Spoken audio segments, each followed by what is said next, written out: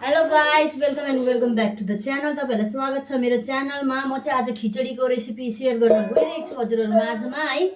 र यहाँ पछाडिको ब्याकग्राउन्डहरूलाई चाहिँ अलिकति इग्नोर गर्नुहोस्, किनभने किचनमा यस्तै हुन्छ। हाम्रो चाहिँ सानो किचन भएको कारणले गर्दा यसरी नै पकाउँदैछु म खाना है। र आज चाहिँ यहाँ खिचडी छ। खिचडीमा चाहिँ छ यहाँ तपाईँहरूलाई देखाउँदैछु म। यहाँ गोबी छ, यहाँनिर आलु छ, यसलाई फ्राई गर्नुपर्छ है। त्यसपछि छ यहाँ तपाईँहरूको यहाँ मुला है, मुला पनि मिक्स गर्दैछु। त्यसपछि छ तपाईँहरूको यहाँनिर प्याज चप गरेर राखेको छु। यहाँनिर छ हरिया धनियाँ।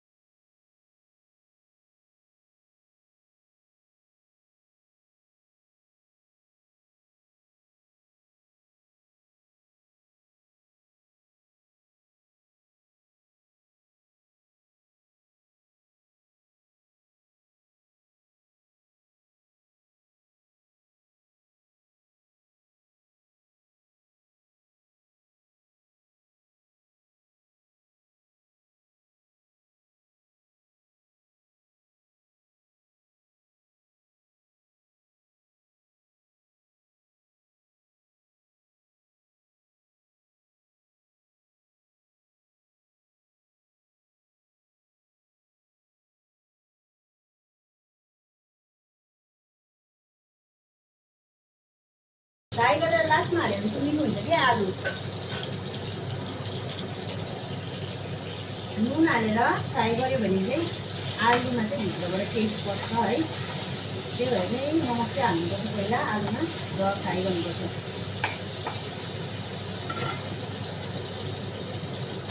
म चाहिँ यहाँ 1 चम्मच घिउ हाल्दैछु है फ्लेभरको लागि। र त्यसपछि चाहिँ मैले यहाँनिर हालेँ गरम मसला। त्यसपछि एकछिन चलाएर फेरि हालेँ मैले यसमा अनियन है। एकछिन चाहिँ चलाउनु पर्यो है, रेडनेस त हुनु दिनु पर्यो नि त। त्यसपछि यहाँ हालेँ मैले अनियन पछि मैले यसलाई फेरि हल्का रेडनेस भएपछि अदुवा लसुनको पेस्ट हालेँ है। हातले हाल्दैछु म चाहिँ यहाँनिर, इग्नोर गर्नु होला है, चम्मचले हालिनँ। र यसलाई एकछिन रातो भएपछि चाहिँ फेरि यसमा तपाईँहरूले एड गर्नुहोस् टमेटो काटेको थिएँ मैले अघि 2टा है, त्यो टमेटो एड गर्दैछु।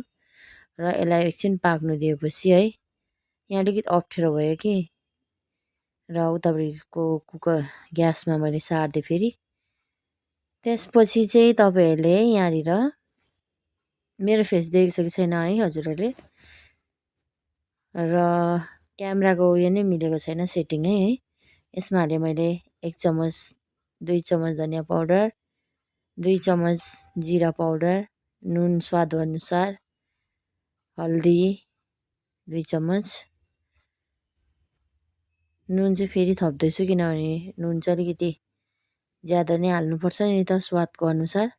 र यसलाई एकछिन अब पकाएँ है। पकाइसकेपछि चाहिँ यहाँ चाहिँ एड गरेँ मैले मुला र अघि मैले फ्राई गरेको थिइनँ। फ्राई गरेँ भने मिठो हुँदैन। त्यसपछि मैले यहाँ हाल्दै चामललाई अब एकछिन भुट्नुपर्छ। त्यसपछि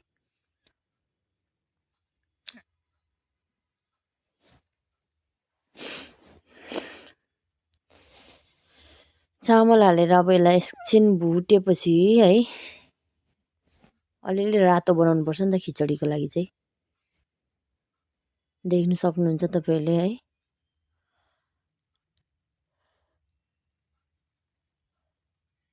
त्यसपछि अघि काटेको मुला मैले हालिदिएँ है, किनभनेदेखिको मुला चाहिँ फ्राई गऱ्यो भने मिठो हुँदैन है। त्यसपछि मैले यहाँनिर दाल एड गरिदिएँ है, मुसुरीको दाल। खिचडीको मेन दालै मुसुरी हो, मुसुरीमा नै मिठो हुन्छ है खिचडी। मुङ दालमा पनि मिठो त मिठै हुन्छ, तर मुसुरी दालमा अझै मिठो हुन्छ, टेस्ट अर्कै फ्लेभर आउँछ। त्यसपछि हजुरहरूलाई मैले देखाउँदैछु है, चामल र दाल एकछिन भुटे पश्चात एकछिन चाहिँ भुट्नु पर्यो नि त होइन, भन्नुहोस् त साथीहरू। खानालाई चाहिँ जति टाइम लगाएर बनाए त्यति नै स्वादिष्ट हुन्छ अरे मम्मीले भन्नुहुन्छ। र यहाँनिर चाहिँ पाकिसकेको छ मेरो खिचडी, हेर्नुहोस् है त।